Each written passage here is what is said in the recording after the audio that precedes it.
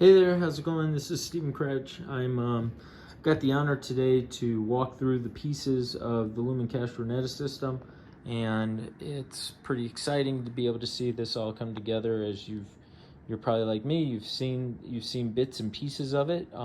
You've been following the story with Derek, and now we can actually take a look at everything coming together in a pretty cool system. So let's go and walk through the system first. We've got power supply here, 48 volt power supply, adapter plug into the power plane with which has our screen here, and we'll fire this up here in a second. Got some Cat5 cable to make a few connections.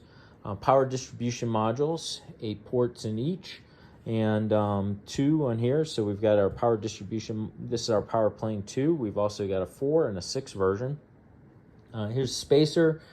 Some of the aesthetics pieces and functional pieces to keep these locked in, and aesthetics to cover wires. We've got our decor switch, which is assembled, and we'll use that here in a second, as well as just the card for the decor switch, which is just kind of shows some of the guts, and we'll talk about that. Got a smart interface block, which is connected to strip lighting, and then we've got a couple of cards here. A constant voltage card and a constant current card. We're going to work with the constant voltage card right now. So let's go ahead and get these powered up and just show you some of the basic guts here. There is a way, one of the only things we want to make sure is that when we deliver power, we've got the right polarity. So there's a way to test that just to make sure if there are any questions at all when you're first powering up a system. And so we can go through that process. There's a test mode and a run mode. Couple of fuses in here, just really simple, and go ahead and put that cover back on place. We can go ahead and hook up the power supply here to the 48 volt transformer, plug in the power, and we'll see the power plane fire up. Power plane has a lot of smarts and intelligence in it. A lot in the base here and power management, as well as just the tying everything together.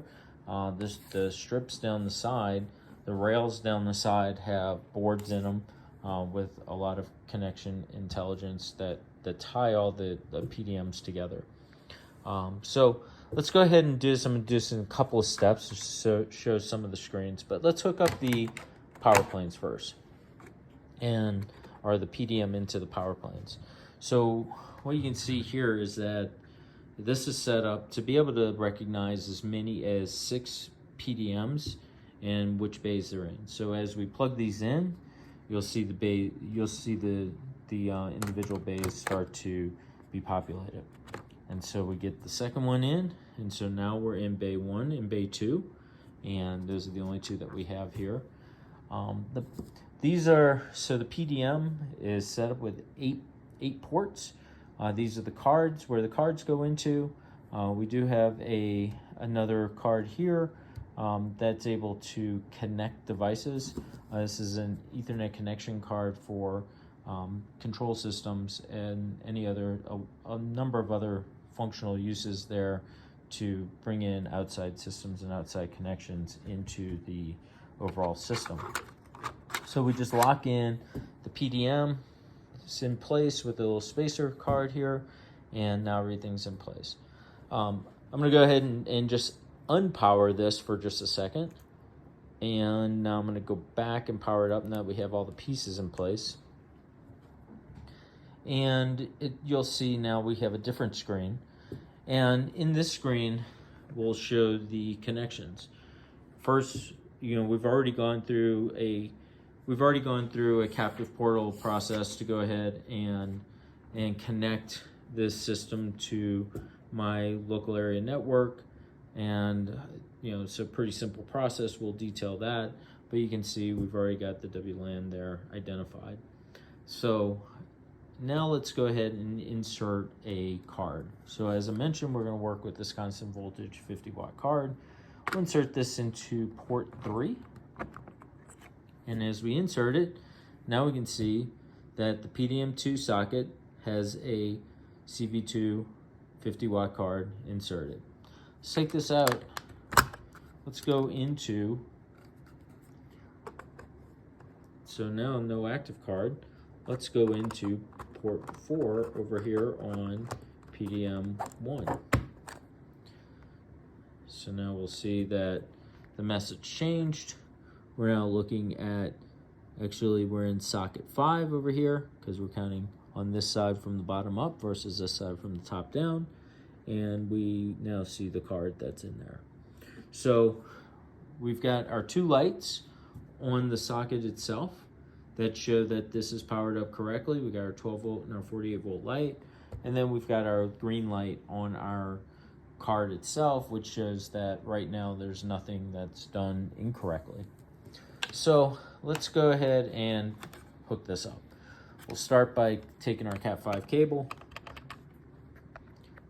plugging it into the card, and then we take the other half of our other side of our Cat 5 cable, and we could go in series to a switch, but let's have a little fun because series isn't actually a requirement with the LumenCache system. And you can see on the SIB we have arrows in and out, so we can go plug into whatever side we want.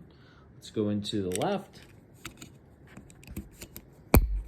and then let's go. Now we see that we have power to the actual light itself and the SIB, but now we gotta connect it to a switch.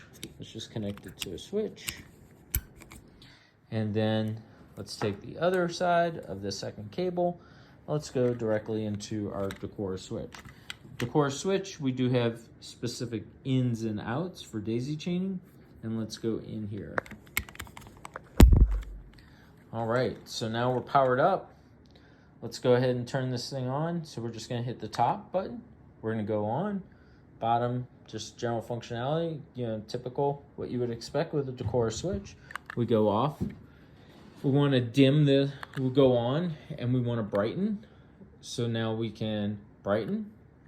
If we want to dim, we can dim. Actually, we're tuning right now. Let's go ahead and get out of tuning. Usually like to save that one for later. And just go dim, brighten, and dim. So one of the cool things is that we can dim this down wherever we are when we turn it off. When we turn it back on, we're going to be at the same level. If we want to go up to the highest, to the brightest point, we just hit the top again. It goes all the way up. We hit the top again. We go back down to where we were. Or we can go all the way up and then dim back by hitting the bottom to get down where we were. As I showed before, we were color tuning. So you can color tune at the light, at the switch itself, just by holding the top and the bottom down together for a few seconds. And then we can actually use the top and bottom to go from soft white to bright white. And then we can get out of this mode by holding them down again, and now we can tune, or we can dim at that power level. And so here we go, and we can dim back down. So we're getting back down there, and we can go all the way up, back down there, and so forth. So some basic functionality. There's a lot that can be done at the switch. It's kind of programmable to be able to do really whatever you want to do with the functionality. The switch itself has some other features to it. There's other sensors in here, temperature sensors, humidity sensors. We can look at CO2, occupancy, and so forth. So there's a lot of functionality, a lot of information that can be collected from the switch, passed back into the system, and used to integrate fans and lights and other things together. There is on my phone, I can look at the total data capture, and I can see everything that's coming through the system, and I'll take some screenshots showing temperature, showing some of the readings. And there'll be more features, just that'll be coming out almost daily here over the next few weeks. We'll get more switches in place. We'll start getting these into homes here starting in the next week or two. And we'll have full homes up and running by the end of December. So really exciting time, and exciting to see all these pieces come together. Great job, Derek. Talk to you later.